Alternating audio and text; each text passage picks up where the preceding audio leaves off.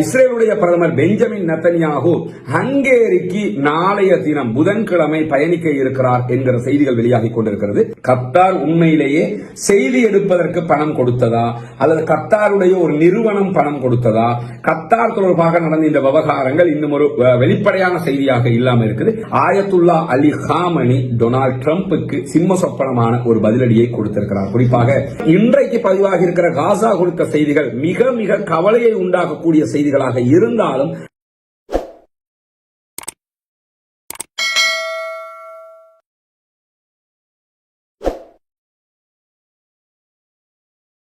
அஸ்ஸலாமு அலைக்கும் வரஹ்மத்துல்லாஹி வபரகாத்துஹு. பேரன்பிற்கினிய சகோதர சகோதரிகளை நம் அனைவர் மீதும் ஏக இறைவனுடைய அமைதியும் கருணையும் உண்டாகட்டுமாக என்கிற பிரார்த்தனைகளோடு பாலஸ்தீனத்தினுடைய காசா பகுதிகளில் இஸ்ரேலிய ஆக்கிரமிப்பு ராணுவம் நடத்தி வரக்கூடிய தொடர்ந்த பயங்கரவாத தாக்குதல்கள் தொடர்பான 542வது நாளைக்குரிய செய்திகளைத்தான் இன்றைக்கு நாம் பார்க்க இருக்கிறோம்.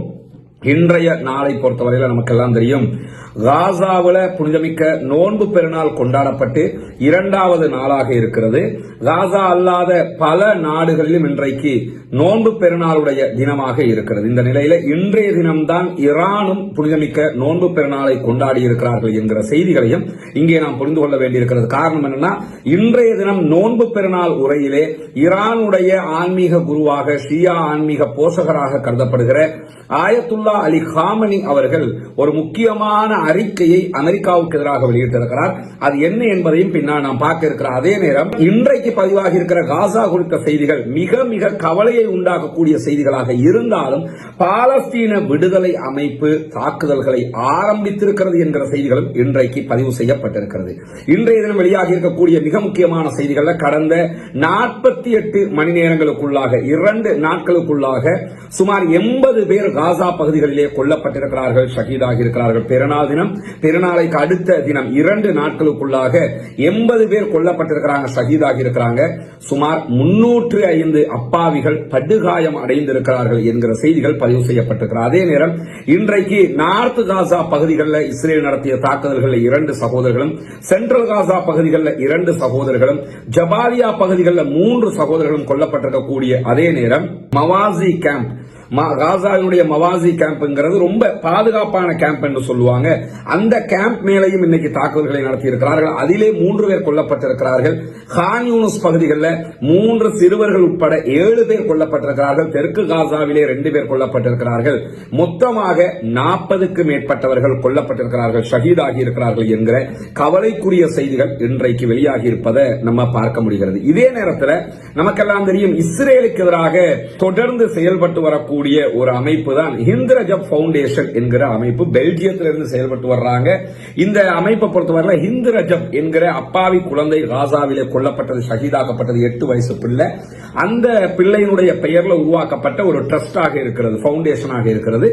இந்த ஃபவுண்டேஷன் என்ன பண்றாங்கன்னா, சர்வதேச ரீதியில எந்த நாடுகளுக்கு இஸ்ரேலுடைய சோல்ஜர்ஸ்கள் போனாலும் அவங்க யாரு எங்க இருக்கிறாங்கிறத கண்டுபிடிச்சு அந்தந்த நாடுகளூடாக ஹியூமன் ரைட்ஸுக்கு எதிரான வழக்குகளை பதிவு செய்து வருகிறார்கள். ஏற்கனவே இலங்கையில ஒருத்தர் இதே மாதிரி இஸ்ரேலை சேர்ந்த சிப்பாய், இஸ்ரேலுடைய சோல்ஜர் ஒருவர் வந்திருந்த நேரத்தில் அவருக்கு எதிராகவும் அவர்கள் அரெஸ்ட் வாரண்ட் கோரியிருந்தார்கள். உடனடியாக அவன் நாட்டை விட்டு வெளியேற்றப்பட்டிருந்தான். அதுக்கடுத்து பேங்காக்ல இதே மாதிரி நடந்தது. பேங்காக்ல 2 சம்பவங்கள் நடந்தது. இப்படி பல நாடுகளையும் அவங்க இந்த வேலையை செஞ்சு வருகிறார். அதே நேரம் இப்படி பல நாடுகளிலையும் போகக்கூடிய இஸ்ரேலிய ஆக்கிரமிப்பு ராணுவத்திற்கு எதிரான சட்ட முனைப்புகளை அவர்கள் எடுத்து வருகிறார். அதே நேரம் இன்னைக்கு என்ன பண்ணிருக்கிறாங்கன்னு கேட்டா, இஸ்ரேலை சேர்ந்த ஒரு ராணுவத்தை சேர்ந்தவர் காசாவிலே படுகொலைக்கு துணை போன ஒருவர் ருமேனியாவுக்கு போன நேரத்தில் அவரை கண்டறிந்து அவருக்கு எதிராகவும் வழக்கு பதிவு செய்திருக்கிறார்கள். குறிப்பாக ஹிந்த் ரஜப் ஃபவுண்டேஷன் இன்றைக்கு வெளியிட்டிருக்கக்கூடிய அறிக்கையில இந்த ருமேனியாவுக்கு போயிருக்கக்கூடிய இஸ்ரேலுடைய சோல்ஜர் கிவ்வாதி படைப்பிரிவை சேர்ந்தவர். இஸ்ரேலுடைய பல படைப்பிரிவுகள் இருக்கிறது. அதுல 3ஆம் நிலை படைப்பிரிவாக கிவ்வாதி பிரிகேடு சொல்லுவாங்க. ரொம்ப ஆபத்தான, எந்த விதமான மனிதநேயமுமற்ற ஒரு படைப்பிரிவாக கிவ்வாதி பிரிகேட் பார்க்கப்படுகிறது. அந்த கிவ்வாதி பிரிகேடை சேர்ந்த ஓரல் பென்யாயிஷ் என்கிற ஒருவனுக்கு எதிராகத்தான் தற்போது ஹிந்த் ரஜப் ஃபவுண்டேஷன் ருமேனியாவில் வழக்கு தாக்கல் செய்திருக்கிறார்கள். குறிப்பாக காசாவில் இஸ்ரேல் நடத்தி வருகிற தாக்குதல்கள் இந்த ஓரல் பென்யாயிஷ் என்கிறவன் என்ன பண்ணான்னு சொன்னா, அந்த பகுதிகளில் இருக்கக்கூடிய அப்பாவிகளுடைய வீடுகளை திட்டமிட்டு குண்டு தாக்குதல் நடத்தி தாக்குதலை மேற்கொண்டான். அதுவும் இஸ்ரேலுடைய சோல்ஜருடைய யூனிஃபார்ம்லயே அவன் இருக்கக்கூடிய அந்த வீடியோ ஆதாரங்களோடு தான் அவங்க கோர்ட்ஸ்ல அதெல்லாம் சப்மிட் பண்ணிருக்கிறாங்க. இங்க பாருங்க, இது மனித உரிமை மீறல், எந்த விதமான ராணுவ நியாயங்களும் இல்லாமல் தாக்கப்படுகிறது என்று சொல்லி அவங்க கோர்ட்ஸுக்கு சப்மிட் பண்ணிருக்கக்கூடிய ஆதாரங்கள்ல கிவ்வாதி பிரிகேடை சேர்ந்த இன்னொரு ஒரு சோல்ஜராக இருக்கக்கூடிய யுவல் வக்தானி என்கிறவனும் அதில் இருக்கக்கூடிய வீடியோக்கள் சமர்ப்பிக்கப்பட்டிருக்கிறது. பெல்ஜியத்தை தளமாக கொண்டு இயங்கக்கூடிய இந்த ஹிந்த்ரஜ பவுண்டேஷனுடைய முயற்சி காரணமாக ருமேனியா ஒன்றோ அவனை கைது செய்யும், இல்லை என்றால் உடனடியாக அவன் நாட்டை விட்டு வெளியேறுவான் என்கிறத நம்ம பார்க்க முடியும். இது தொடர்ந்து இஸ்ரேலிய ஆக்கிரமிப்பு ராணுவம் எங்க போனாலும் அவர்களுக்கு நிம்மதி கொடுக்காத ஒரு வேலையாக ஹிந்த்ரஜ பவுண்டேஷன் அவர்களுடைய காரியங்களில் ஈடுபட்டு வருகிறார்கள் என்பதற்கான ஒரு மிக முக்கியமான ஆதாரமாக செயல்பாடாக நம்ம பார்க்க முடிகிறது. அதே நேரம் நமக்கெல்லாம் தெரியும், சர்வதேச நீதிமன்றம் ICC ஒரு குற்றவியல் தீர்ப்பை வழங்கி இருக்கிறார்கள். அது என்ன தீர்ப்புன்னு சொன்னா, இஸ்ரேலிய பிரதமர் பெஞ்சமின் நெத்தன்யாகு அவருடைய முன்னாள் பாதுகாப்பு அமைச்சராக யோ கேலண்ட் ஆகிய இருவருக்கு எதிராக அரெஸ்ட் வாரண்ட் ICC-யால் பிறப்பிக்கப்பட்டிருக்கிறது. பாலஸ்தீன விடுதலை அமைப்பை சேர்ந்த யஹியா சின்வார் அவர்கள், அதே போன்று இஸ்மாயில் ஹனியா, முகமது லைஃப் ஆகிய 3 பேருக்கும் இதே அரெஸ்ட் வாரண்ட் பிறப்பிக்கப்பட்டிருந்தது. அவர்கள் 3 பேருமே ஷஹீதாக்கப்பட்டிருக்கிறார்கள், கொல்லப்பட்டிருக்கிறார்கள். அல்லாஹ் அவர்களுக்கு உயர்தரமான ஜன்னத்துல் ஃபிர்தௌஸை வழங்க வேண்டும் என்கிற பிரார்த்தனைகளோடு இந்த 2 பேருக்கும் அரெஸ்ட் வாரண்ட் பிறப்பிக்கப்பட்டிருக்கிறது சர்வதேச நீதிமன்றத்தினால்.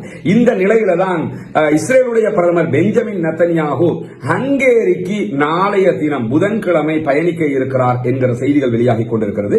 ஹங்கேரியை பொறுத்தவரையில ஹங்கேரி சர்வதேச ரோம் சட்டத்தில் கையெழுத்திட்ட ஒரு நாடாக இருக்கிறது.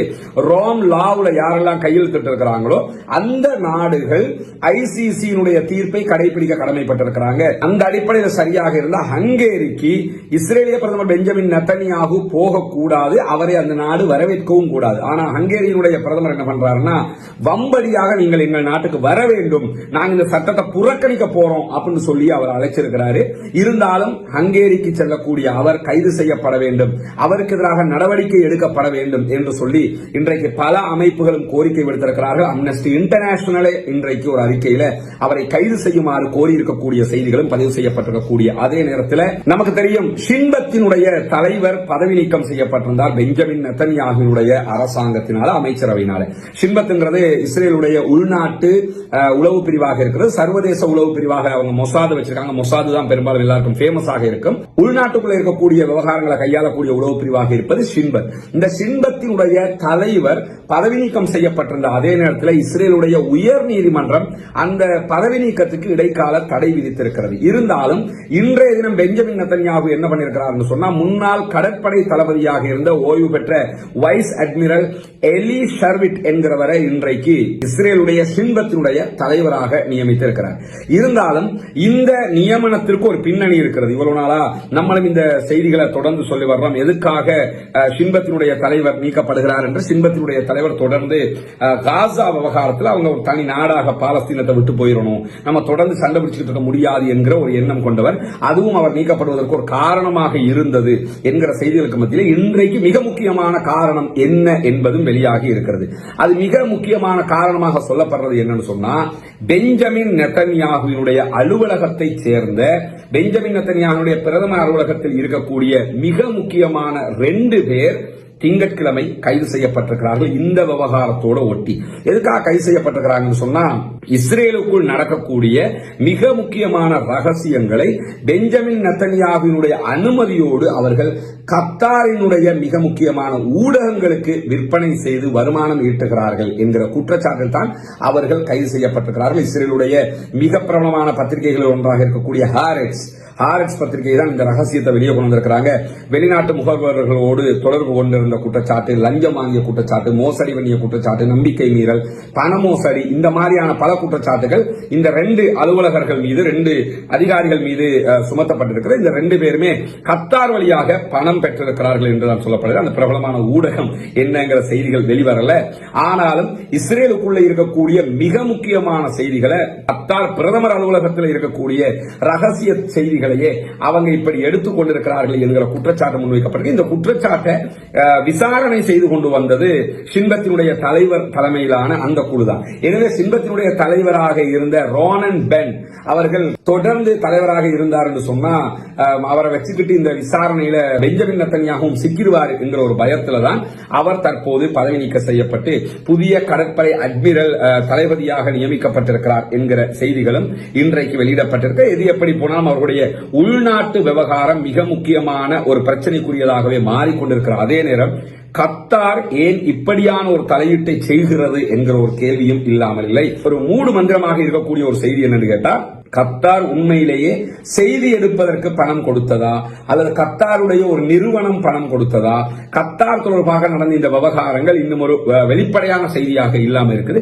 இன்ஷா அல்லாஹ் அது வெளிவருகிற போது தனியாக நம்ம அதை சொல்லித்தான் ஆகணும். காரணம் என்னன்னா, கத்தார் காசா விவகாரத்தில் ரொம்ப நெருக்கமாக செயல்படக்கூடிய ஒன்று என்பதில் மாற்று கருத்து கிடையாது. குறிப்பாக கத்தாரோட தான் பெஞ்சமின் நெத்தன்யாகுனுடைய அரசாங்கம் எல்லா பேச்சுவார்த்தைகளையும் நடத்துகிறார்கள். காசாவில் பணைய கைதிகளாக இருக்கக்கூடிய மக்களை விடுதலை செய்யுங்கள் என்று சொல்லி பெஞ்சமின் நெத்தன்யாகுனுடைய மனைவி சாரா நெத்தன்யாகுவே கத்தார் பிரதமருடைய தாயாருக்கு கடிதம் எழுதிய வரலாறுகள் எல்லாம் உண்டு. இந்த காலகட்டங்களுக்குள்ளாக அதற்கு அவங்களே சூப்பரான பதிலடிகளையும் கொடுத்திருந்தாங்க. இப்படி அவங்களுக்கு மத்தியில ஒரு பேச்சுவார்த்தைகள் சுமூகமாக இருக்கக்கூடிய இரண்டு நாடுகளாக இருக்கிறது. எது எப்படி போனாலும் கத்தார் அரசாங்கத்தின் மீது இஸ்ரேலிய அரசாங்கம் குற்றச்சாட்டுகளை முன்வைக்கல. கத்தார் இந்த வேலையை செஞ்சிருக்கிறாங்க என்று வழக்கு தாக்கல் செய்யப்பட்டிருக்கிறது. பொறுத்திருந்து பார்ப்போம் என்ன நடக்கிறது என்பதை. இந்த நேரத்தில் தான் இன்றைக்கு வெளியாக இருக்கக்கூடிய ஒரு பிரேக்கிங் நியூஸ் என்னன்னு கேட்டா, பாலஸ்தீன விடுதலை அமைப்பு இஸ்ரேலிய ராணுவத்திற்கு எதிரான தாக்குதல்களை தொடங்கி இருக்கிறார்கள். குறிப்பாக கான் யூனிஸ்ல இன்றைக்கு பாலஸ்தீன விடுதலை அமைப்பு இஸ்ரேலிய ஆக்கிரமிப்பு ராணுவத்தினுடைய மெர்காவா டேங்கை அழித்திருக்கிறார்கள் என்கிற செய்திகள் வெளியாகி இருக்கிறது. ஏற்கனவே புதைக்கப்பட்டிருந்த ஷெல் போன்ற ஏதோ ஒரு வகையான ஒரு குண்டு சாதனம் மூலமாக மொத்தமாக மெர்காவா டேங்க் அளிக்கப்பட்டிருக்கு. நமக்கு தெரியும் மெர்காவா டேங்குள்ள 5 தொடக்கம் 10 பேர் இருக்கிற அளவுக்கு உண்டான பெரிய மெர்காவா டேங்குகள் இருக்கிறது. எப்படி பார்த்தாலும் குறைந்தது 5 இஸ்ரேலிய ஆக்கிரமிப்பு ராணுவத்தை சேர்ந்தவர்கள் இன்றைக்கு அந்த டேங்க்லேயே கொல்லப்பட்டிருக்கிற நேரம். இன்றைக்கு பாலஸ்தீன விடுதலை அமைப்பினுடைய ராணுவ பிரிவு வெளியிட்டிருக்கக்கூடிய செய்திகள்ல பல மோட்டார் குண்டு தாக்குதல்களும் முன்னேறி வரக்கூடிய இஸ்ரேலிய ஆக்கிரமிப்பு ராணுவத்தினுடைய தரைப்படைக்கு எதிராக நடத்தப்பட்டிருக்கிறது. தாக்குதல்களை தொடர்ந்து வருகிறோம் என்கிற செய்திகளையும் அவர்கள் வெளியிட்டிருக்கிறார்கள். எனவே பாலஸ்தீன விடுதலை அமைப்பு ஏதோ ஒரு வகையில தரைப்படைக்கு எதிரான தாக்குதல்களை ஆரம்பித்திருக்கிறார்கள். குறிப்பாக இன்றைக்கு அவர்கள் இந்த மெர்காவா டேங்குகள் மீதான தாக்குதல்களை ஆரம்பித்திருப்பது என்பது உண்மையில் இந்த இடத்துல நம்ம பார்க்கப்பட வேண்டிய ஒரு விஷயம் தான். காரணம் என்னன்னா, தொடர்ந்து அவர்கள் தாக்குதலை நடத்தி வருகிற போது அதை தடுப்பதற்கான முயற்சிகளும் இருக்க வேண்டும் என்கிற அடிப்படையில் கூட இந்த தாக்குதல்களை அவர்கள் ஆரம்பித்திருக்க கூடும். இந்த நிலையில தான் அன்பிற்கினிய சகோதர சகோதரிகளை நமக்கெல்லாம் தெரியும், இலங்கையினுடைய கிழக்கு மாகாணம் பொத்துவில் பகுதிகளில் இஸ்லாத்தை ஏற்றுக்கொண்ட 14 குடும்பங்களுக்கான வீடு கட்டுகிற ஒரு பணியை நம்ம ஆரம்பிச்சிருக்கிறோம். அதனுடைய முதல் கட்டமாக அவர்களுக்கான இடங்கள் சிலது வாங்கப்பட்டிருக்கிற அதே நேரத்தில் அவர்களுக்கான ஒரு 5 வீடுகளை முதல் கட்டமாக கட்டுவதற்குரிய ஏற்பாடுகள் நடைபெற்று வருகிறது. மும்முரமாக அந்த பணிகள் நடந்து வரக்கூடிய காட்சிகளையும் நீங்கள் தொடர்ந்து பார்த்து வர்றீங்க. உங்களுடைய ஜகாத் நிதிகளை அதற்காக கேட்டுக்கொண்டே இருக்கிறோம். உங்களால் முடிந்த உதவிகளை முன்னால் தெரிகிற நம்முடைய தொலைபேசி மற்றும் வாட்ஸ்அப் இலக்கத்திற்கு தொடர்பு கொண்டு நீங்கள் வழங்க முடியும். நம்முடைய அக்கௌண்ட் நம்பர் முன்னால் காட்சிப்படுத்தப்படுகிறது. அதற்கு நேரடியாக நீங்கள் வைப்பு செய்ய முடியும். அதற்கு வைப்பு செய்ய முடியாதவர்கள் அந்த மாதிரி எங்களுக்கு இந்த நாட்டில் இருந்து அதுக்கு போட முடியலை என்று சொல்றவங்க நமக்கு வாட்ஸ்அப்பில் தொடர்பு கொண்டால் அதற்குரிய வழிகாட்டலை தருவதற்கு நாம் தயாராக இருக்கிறோம். எனவே அதற்குரிய உதவிகளை ரமலான் அல்லாத காலங்களில் வாரி வழங்குங்கள். அந்த மக்களுக்கான வேலைகளை நாம் செய்ய வேண்டி இருக்கிறது. அது சம்பந்தமான வீடியோக்களையும் நீங்கள் பார்க்க முடியும். இன்றைக்கு நமக்கு தெரியும் பெருநாள் தினமாக இருக்கிறது. சர்வதேச நாடுகளில் நேற்றைய தினமும் நோன்பு பெருநாள் கொண்டாட்டங்கள் நடைபெற்று வந்த நிலையில இன்றைக்கும் பல நாடுகளில் பெருநாள் கொண்டாட்டங்கள் நடைபெற்று வந்தது. இலங்கை, இந்தியா போன்ற நாடுகளிலும் இன்றைக்கு பெருநாள் கொண்டாடப்பட்ட அதே நேரம் இன்றைக்கு தான் ஈரானிலும் பெருநாள் தினம் கொண்டாடப்பட்டது. இந்த நிலையில பெருநாள் தின உரையை ஆற்றியிருக்கக்கூடிய ஈரானுடைய ஷியா ஆன்மீக குருவாக இருக்கக்கூடிய ஆயத்துல்லா அலி காமனி டொனால்ட் ட்ரம்புக்கு சிம்ம சொப்பனமான ஒரு பதிலடியை கொடுத்திருக்கிறார். குறிப்பாக டொனால்ட் ட்ரம்ப் நேற்றைய தினம் ஒரு செய்தியை வெளியிட்டிருந்தாரு. ஈரான் எங்களோடு அணு ஆயுதம் தொடர்பான ஒரு ஒப்பந்தத்திற்கு வர வேண்டும். ஒப்பந்தத்துக்கு வரல என்று சொன்னா நாங்க அவங்க மேல 2ஆம் தரநிலை தடைகளை விதிப்போம், பொருளாதார தடைகளை மேலதிகமாக கொண்டு வருவோம் அப்படின்னு சொல்லியிருந்தாரு. அதை தாண்டி ஈரான் மீது குண்டு தாக்குதல் நடத்துவோம் என்பதை வெளிப்படையாகவே டொனால்ட் ட்ரம்ப் அறிவித்திருந்தார். அதற்கு பதிலடி கொடுத்திருக்கக்கூடிய ஆயத்துல்லா அலி காமனி கடுமையான பதிலடியாக எங்களுடைய வலுவான பதிலடி இருக்கும் என்பதை இன்றைக்கு தெளிவுபடுத்தி இருக்கிறார். எங்கள் மீது குண்டுகள் போடப்பட்டாலோ, எங்கள் மீது தாக்குதல்கள் நடத்தப்பட்டாலோ, எங்கள் மீது எந்த விதமான எதிர்ப்பு நடவடிக்கைகள் இஸ்ரேலோ அல்லது அமெரிக்காவோ மேற்கொண்டாலோ அவர்களுக்கு எதிராக மிக மிக கடுமையான பதிலடியை எங்களுடைய ராணுவம் வழங்குவதற்கு தயாராக இருக்கிறது என்று சொல்லி இன்றைக்கு தெஹரானில் இடம்பெற்ற ஈதுல் ஃபித்ர் தொழுகையின் உரையிலே அவர் சொல்லியிருக்கக்கூடிய செய்திகள் வெளியாகி இருக்கிறது. வாஷிங்டன் இஸ்ரேலும் எங்களை அச்சுறுத்த நினைத்தால், அச்சுறுத்தல்களோடு முன்னேறி கொண்டிருந்தால் கண்டிப்பாக அவர்களுக்கு பதிலடி கொடுப்போம் என்று சொல்லியவர் காசாவுக்காக இன்றைக்கும் நாங்கள் நிற்போம். காசாவிலே 20,000 குழந்தைகள் கொல்லப்பட்டிருக்கிறது. காசாவுக்காக நாங்கள் தொடர்ந்து போராடுவது எங்களுடைய மனிதநேயத்தை குறிக்கும். எனவே காசாவுக்கான எங்களுடைய ஆதரவு பின்வாங்கக்கூடிய ஆதரவு அல்ல. எனவே காசாவை பயன்படுத்தி இஸ்ரேலோ அல்லது அமெரிக்காவோ எங்கள் மீது நியூக்ளியர் என்கிற குற்றச்சாட்டை சொல்லி தாக்குதல் நடத்துவதற்கு வந்தால் கண்டிப்பாக எங்களுடைய பதிலடி அகோரமாக இருக்கும். எங்களுடைய ராணுவம் எனி டைம் தயாராக இருக்கிறது என்கிற செய்திகளையும் ஆயத்துல்லா அலி காமனி இன்றைய அவருடைய உரையிலே தெரிவித்திருக்கிற அதே நேரத்தில் ஈரானுடைய ஜனாதிபதி மசூத் பெஷக்ஷியன் நேற்றைய தினம் ஓமான் வழியாக அமெரிக்க ஜனாதிபதி பெஞ்சமின் நெத்தன்யாஹுக்கு நாங்கள் எந்த விதத்திலும் உங்களுடைய பேச்சுவார்த்தைகளுக்கு வருவதற்கு தயாரில்லை என்கிற செய்திகளையும் கொடுத்திருந்தார். எனவே தற்போது ஈரான் களத்திற்கு வந்திருக்கிறது. ஈரான் எதையும் எதிர்கொள்வதற்கு தயாராக இருக்கிறது என்று சொல்லியிருக்கிறார்கள். ஒரு விதத்தில் அமெரிக்கா சொல்ற மாதிரி சட்டாம்பித்தனம் பேசுறதாக இருந்தா அல்லது இஸ்ரேல் சொல்ற மாதிரி எங்களை விட்டு ஆள் இல்லைன்னு சொன்னா, அதாவது ஒரு காசா மாதிரியான ஒரு சிறிய நிலப்பரப்புல அப்பாவிகளை போய் கொன்று குவிச்சுக்கிட்டு இருக்காம ஈரான் மாதிரியான ஒரு மிகப்பெரிய வல்லரசோடு அவர்கள் மோதுவதற்கு தயாராக வேண்டும்.